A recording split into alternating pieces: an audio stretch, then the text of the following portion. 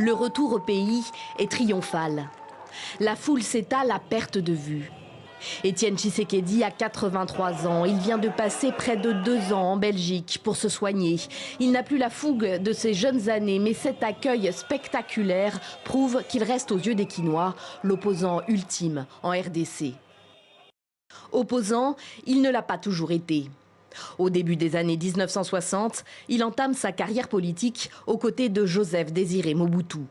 En 1965, il devient son ministre de l'Intérieur et au fil des ans s'affirme comme l'un des piliers du régime dictatorial qui sévit dans l'ex-Congo belge. Les relations entre les deux hommes se dégradent ensuite. 1980, c'est la rupture. Étienne Tshisekedi dénonce les dérives du pouvoir de Kinshasa. Il prend part à la fondation du parti, l'UDPS. Son engagement dans l'opposition lui vaut d'être plusieurs fois emprisonné. Ce régime n'a jamais toléré la contradiction. Ça fait qu'il a toujours frappé avec violence tout ce qui allait à l'encontre de la volonté du dictateur. En 1996, le régime Mobutu se meurt. Le maréchal président, malade, affaibli, n'exerce plus le pouvoir. Alors que les troupes de Laurent Désiré Kabila s'approchent de Kinshasa. Étienne Tshisekedi se rend à Nice, en France, où Mobutu s'est retiré et propose une alliance à son ancien ennemi. Les deux hommes retournent au Zaïre. Étienne Tshisekedi devient le premier ministre de Mobutu pour 7 jours et Laurent Désiré Kabila prend le pouvoir. Opposant à Kabila père jusqu'à son assassinat en 2001, puis à Kabila fils, le Sphinx de Limité, comme on le surnomme, boycotte la présidentielle de 2006, les premières élections libres de son pays, qui consacrent Joseph Kabila comme président de la RDC.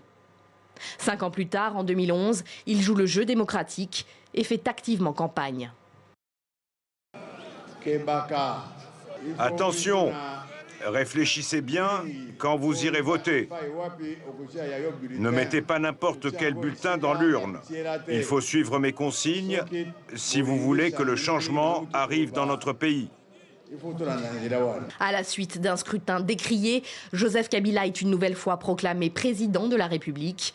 Étienne Tshisekedi, très en colère, revendique la victoire et demande à ses partisans de se mobiliser.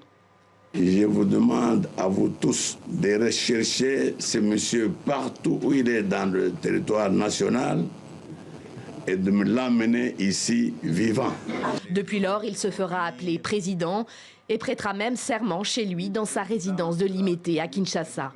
Du Congo, je jure solennellement. Mais déjà la maladie le guette et bientôt ce sera l'exil en Belgique pour raisons médicales. Après son retour de 2016, Étienne Tshisekedi acceptera finalement de prendre part au dialogue national, mais sous l'égide de la Senko. Il devait prendre la tête du conseil de suivi de l'accord politique de décembre 2016, l'accord dit de la Saint-Sylvestre, trait d'union entre l'opposition et la majorité présidentielle. L'accord qui devait mener à des élections en 2017. Mais le vieux, comme les Congolais l'appelaient aussi, n'en aura pas eu le temps.